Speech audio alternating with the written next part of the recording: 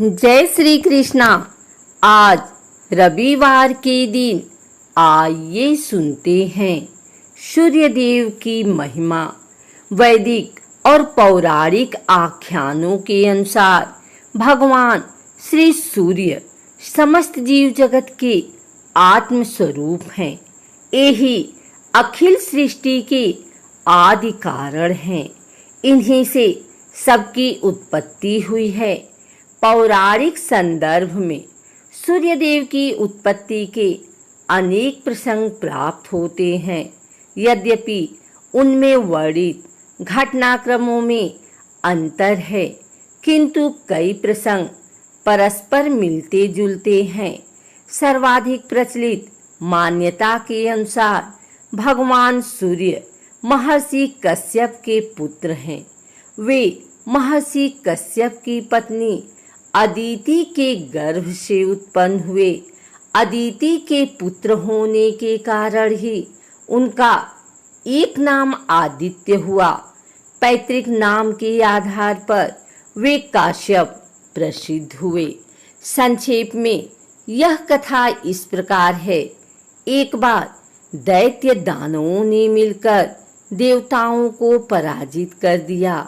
देवता घोर संकट में पड़कर इधर उधर भटकने लगे। देवमाता अदिति इस हार से दुखी होकर भगवान सूर्य की उपासना करने लगी। भगवान सूर्य प्रसन्न होकर अदिति के समक्ष प्रकट हुए। उन्होंने अदिति से कहा, देवी, तुम चिंता का त्याग कर दो। मैं तुम्हारी इच्छा पूर्ण करूंगा तथा अपने 1000वें अंश से तुम्हारे उदर से प्रकट होकर तेरे पुत्रों की रक्षा करूंगा। इतना कहकर भगवान सूर्य अंतर्ध्यान हो गए। कुछ समय के उपरांत देवी अदिति गर्भवती हुई। संतान के प्रति मोह और मंगल कामना से अदिति अनेक प्रकार के व्रत उपवास करने लगी। महर्षि कश्यप ने कहा, अदिति, तुम गर्भवती हो।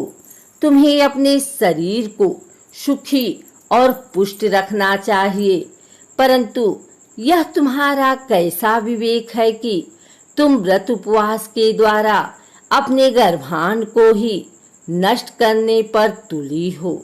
अदिति ने कहा, स्वामी, आप चिंता न करें। मेरे गर्भ साक्षात सूर्य शक्ति का प्रसाद है। यह सदा विनाशी है। समय आने पर अदिति के गर्भ से भगवान सूर्य का प्राकट्य हुआ और बाद में वे देवताओं के नायक बने। उन्होंने देव शत्रु असुरों का संहार किया। भगवान सूर्य के परिवार की विस्तृत कथा भविष्य पुराण, मत्स्य पुराण, पद्म पुराण, ब्रह्म पुराण, मार्कंडेय पुराण तथा सांब पुराण में वर्णित है। ब्रह्मा, विष्णु, महेश आदि देवगणों का बिना साधना एवं भगवत कृपा के प्रत्यक्ष दर्शन होना संभव नहीं है। शास्त्र की आज्ञा अनुसार केवल भावना के द्वारा ही ध्यान और समाधि में उनका अनुभव हो पाता है, किंतु भगवान सूर्य नित्य सबको प्रत्यक्ष दर्शन देते हैं। इसलिए प्रत्यक्ष देव भगवान सूर्य की नित्य उपासना करनी चाहिए।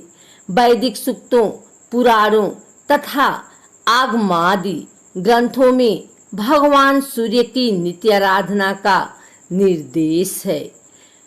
अनादिकाल से भारतीय कर्मनिष्ठ द्विजादि जिन्हें प्रतिदिन अपनी अर्घ्यांजलि निवेदित करते हैं, जो समस्त चराचर जगत के जीवनदाता और संपूर्ण प्राणियों के आराध्य हैं, उन ज्योतिघन जीवन, उष्णता और ज्ञान के स्वरूप भगवान सूर्य नारायण को हमारा सतत प्रणिपात।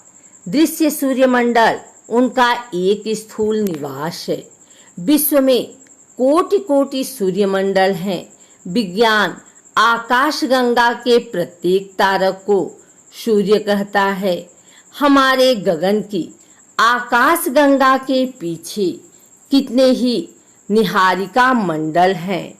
सब आकाशगंगा हैं, सब सूर्यों से जगमगाती हैं। कोई नहीं जानता उनकी संख्या कितनी है। उन सब सूर्यों के अधिष्ठाता भगवान नारायण ही हैं। श्री सूर्य नारायण की आराधना इसी रूप में आराधक करते हैं। महर्षि कश्यप लोक पिता हैं। उनकी पत्नी देव माता अदिति के गर्भ से भगवान विराट के नेत्रों से व्यक्त सूर्यदेव जगत में प्रकट हुए। सूर्यमंडल का दृश्य रूप भौतिक जगत में उनकी देह है। विश्वकर्मा की पुत्री संज्ञा से उनका परिणय हुआ। संज्ञा के 2 पुत्र और 1 कन्या हुई। श्राद्धदेव वैवस्वत मनु और यमराज तथा यमुना जी। संज्ञा भगवान सूर्य के तेज को सहन नहीं कर पाती थी। उसने अपनी छाया उनके पास छोड़ दी और स्वयं घोड़ी का रूप धारण करके तप करने लगी। उस छाया ने शनैश्चर, सावर्णी मनु और तप्ती नामक कन्या हुई। भगवान सूर्य ने जब संज्ञा को तप करते देखा तो उसे संतुष्ट करके अपने यहाँ ले आए। संज्ञा के बड़वा रूप से अश्विनी कुमार हुए। त्रेता में कपिराज सुग्रीव और द्वापर में महारथी कर्ण भगवान सूर्य के अंश से ही उत्पन्न हुए। पक्षीराज गरुड़ के बड़े भाई विंतानंदन अरुण जी भगवान सूर्य के रथ को हाँकते हैं। रथ में 7 उज्जवल घोड़े जुटे हैं। अहर्निश यह रथ पूर्ण वेग से चलता रहता है। सौर सिद्धांत भी वस्तुतः सूर्य को गतिशील मानता है। विज्ञान के महान विद्वान अभी परस्पर इस संबंध में सहमत नहीं है। उनका अन्वेषण चल रहा है। नित्य नए सिद्धांत वहां बनते जा रहे हैं। भगवान सूर्य अपने रथ पर आसीन अविश्रांत भाव से मेरु की प्रदक्षिणा करते रहते हैं। उन्हीं के द्वारा दिन रात्रि, मास, ऋतु, अयन, वर्ष आदि का विभाग होता है। वहीं दिशाओं के भी विभाजक हैं। भगवान सूर्य की उपासना 12 महीनों में 12 नामों से होती है। उस समय उनके पार्षद भी परिवर्तित हो जाते हैं। इन पार्षदों में ऋषि, अप्सराएं, गंधर्व, राक्षस, भल और नाग हैं।